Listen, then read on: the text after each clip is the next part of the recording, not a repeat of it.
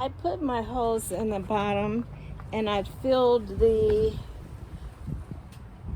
this is a trash can. I am repurposing it as a planter because I need something that is tall for these native plants that have long taproot. This is a desert milkweed and it attracts butterflies, specifically the monarch butterfly. And so I want to get this planted or repotted so that it can grow a little bit bigger. So first I need to I'm going to leave this down in here because you know what I do is I take my soil and fill it up around the pot, and that makes a cavity for it.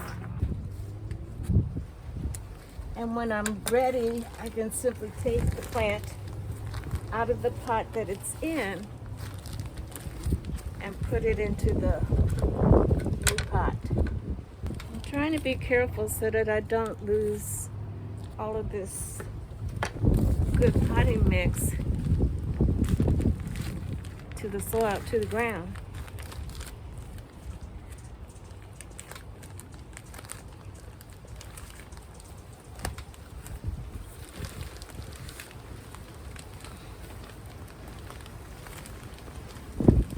I'm trying to pour some in.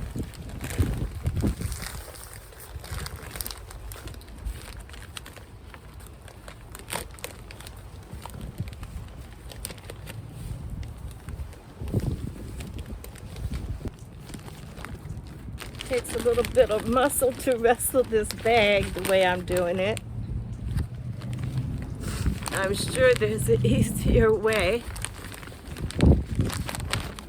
But I want to dump out this soil around the pot that this milkweed is growing in. And I actually see some new growth in this pot. So I'm happy about that. Okay. Let me turn this around.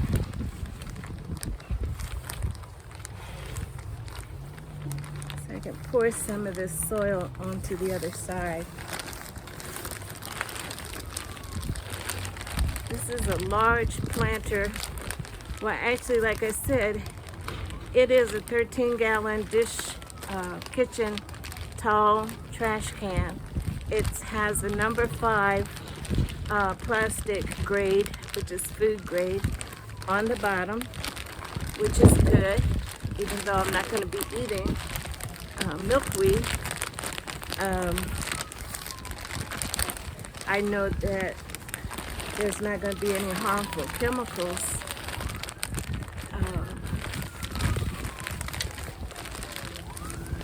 leaching out into the soil.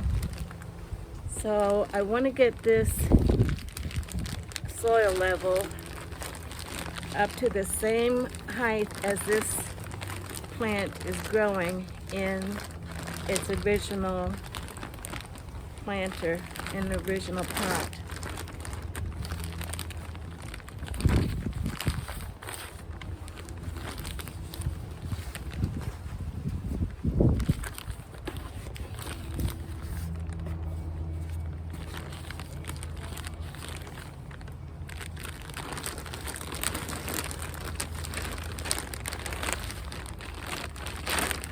I had a feeling it was going to take most of this bag,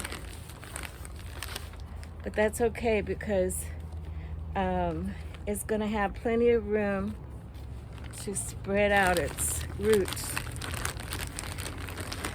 This is a native plant and it would do better if it was planted in the ground. But as you know, I live in a RV park and I do all of my plants, put all my plants in containers because you never know if you're going to have to move. So I got a little bit of spilling over here on the table and on the chair, but not much, which is really good. I'm gonna pack this down.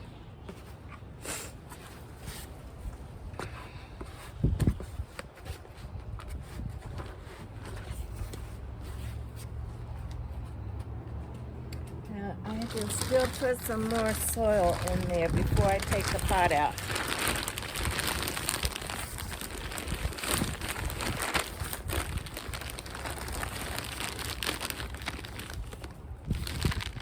Tapping this down. I'm going to take the plant out, and I have a perfect hole to set this plant back down into. So I'm taking it out.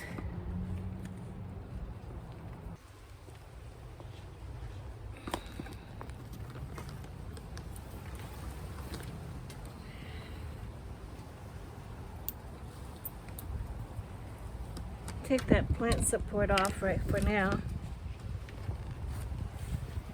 And I want to clean out my hole. My hole is getting filled up with some of the dirt from around the plant itself. I need to loosen this up. And it's probably going to have a pretty big root system.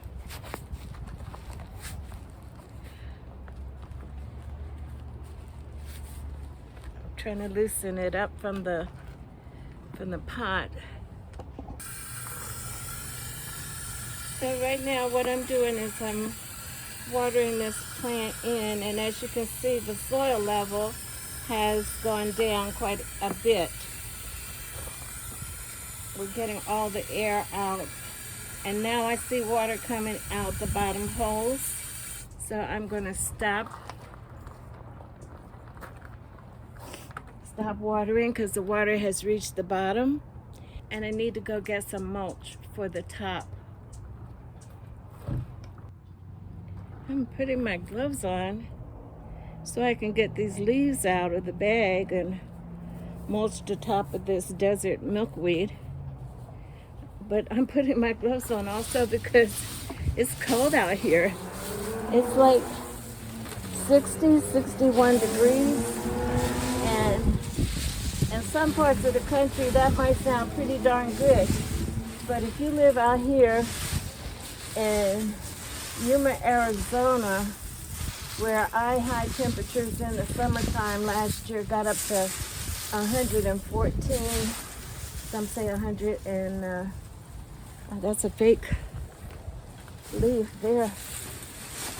So you see, I'm glad we had enough room to mulch, to add mulch to this.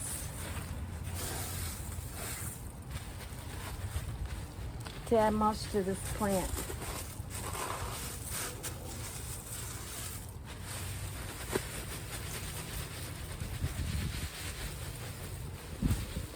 So I have one more plant to repot, and I'm going to do it in the same way I just did this. The next plant that I'm going to repot today is a Lysoloma tree. Now the desert milkweed is a bush, and it will probably get 3 to 4 foot tall.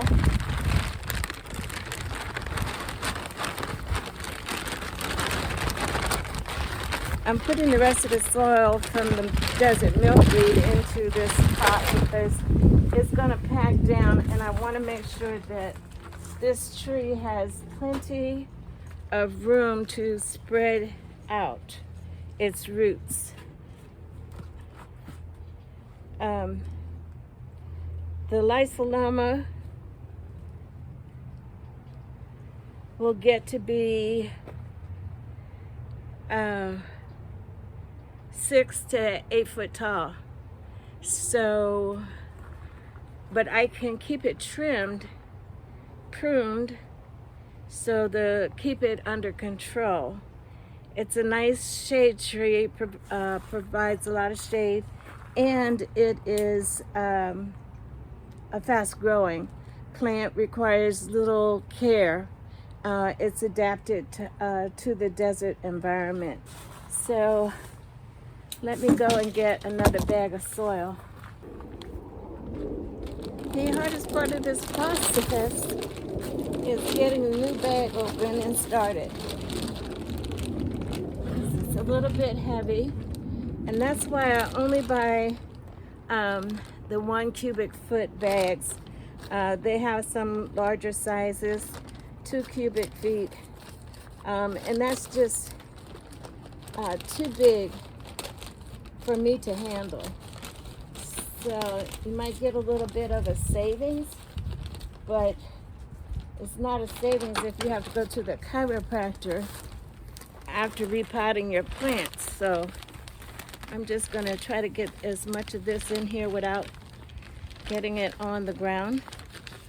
I prefer to have it in the pot with the plant.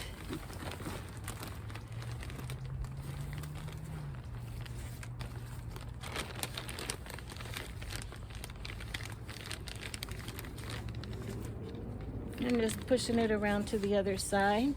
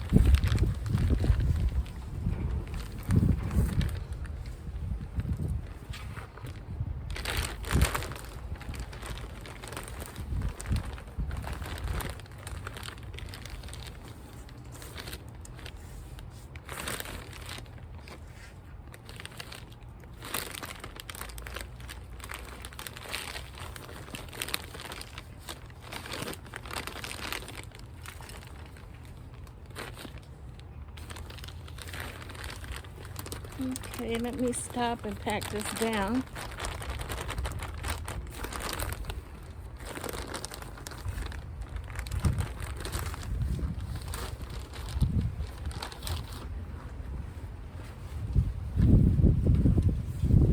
Just using my hands to pack the soil down.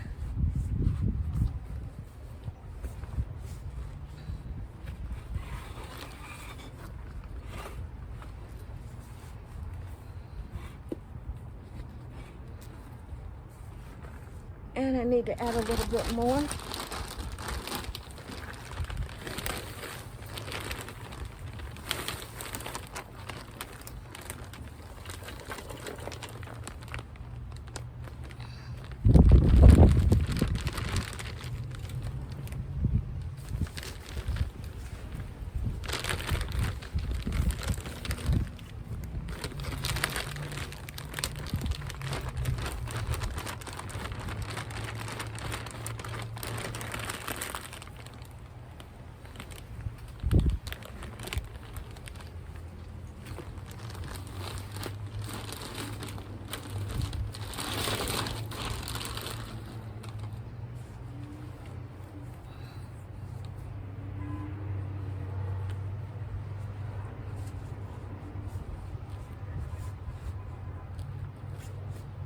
Okay, pushing it down some, tapping it in, and it will go down even more once I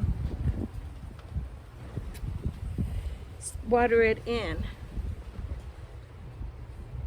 So I'm looking for a more permanent home for it, and I think I'm going to put it over there by the Mexican petunia. Okay, so I popped out the pot, and as you can see, I've got a perfect planting hole, and I want to actually add some soil down into that to bring the plant up a little.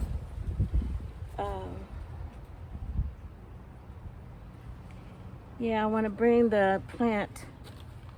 Let's see, it's sitting down very low in here, and I want to raise the level. So now I'm going to try to get this out.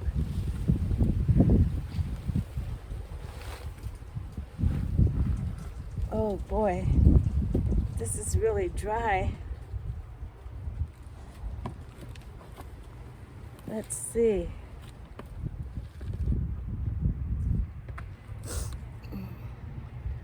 It's got a lot of roots in here. Oh boy, yeah. Do you see how long these roots are?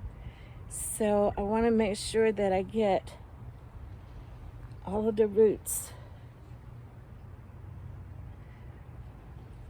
down, and that's why this is a little itty bitty plant, and it's got roots that big, that long. So this is another plant that usually grows in the ground, but you can grow anything that grows in the ground. You can grow it in a pot or a container. And the only difference is the container will control the size of the plant. So the plant is not going to get any bigger than what the container can support. So let me add a little bit more soil, because we know when we water this in,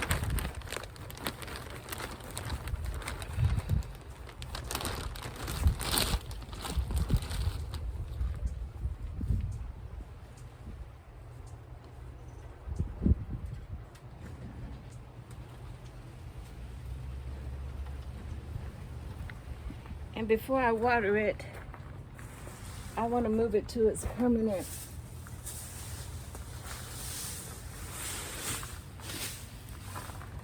Before I water this, I want to move it to its permanent spot, well, semi-permanent, over here. And in this yellow container, I have planted some nasturtium seeds. So looking forward to that coming up. And let me move this plant, because this is going to be heavy. It's heavy now. But once I water this, it's really going to get heavy. Okay. So let me see if I can get my hose. I got the hose, so let's start watering. And we're going to water. I only put the hose on the sides. So I'm going to water until I see water coming out the sides of the trash can, which is now a planter for a lysoloma tree, which is a native tree to this area, zone 10A in Yuma, Arizona. And once it gets established, it requires very little care.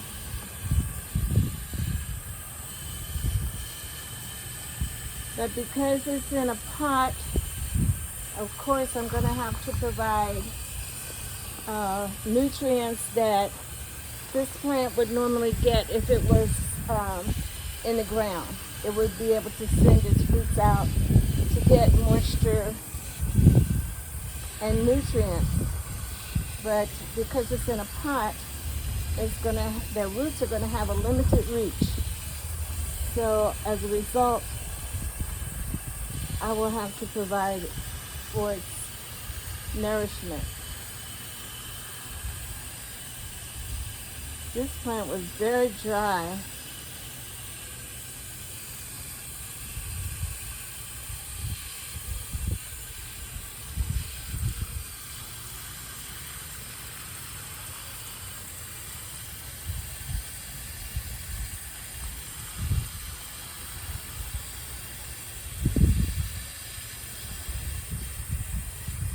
Okay, I'm going to turn this water off. Let that water settle. I still don't see anything coming out the bottom.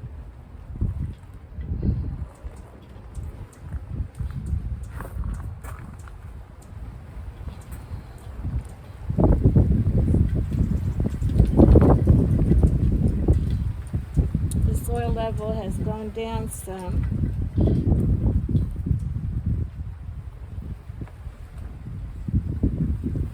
I'm not going to add any more soil on top, I don't think. Let me continue to water until I see water coming out the bottom holes.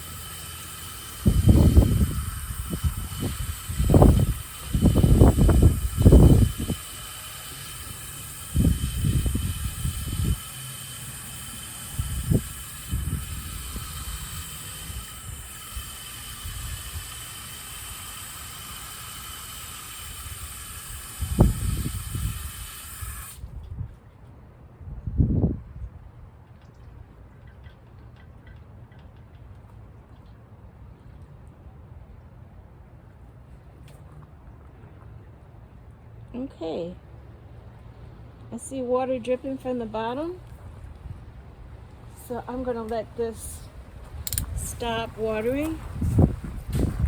Put my hose back.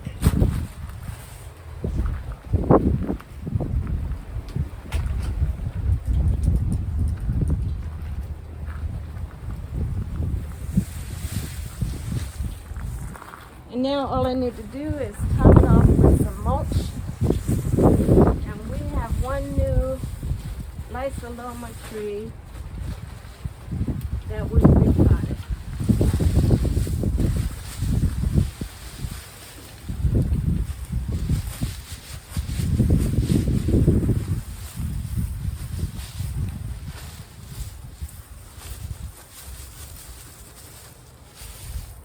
This tree does flower and produce pods, seed pods, and it will provide a nice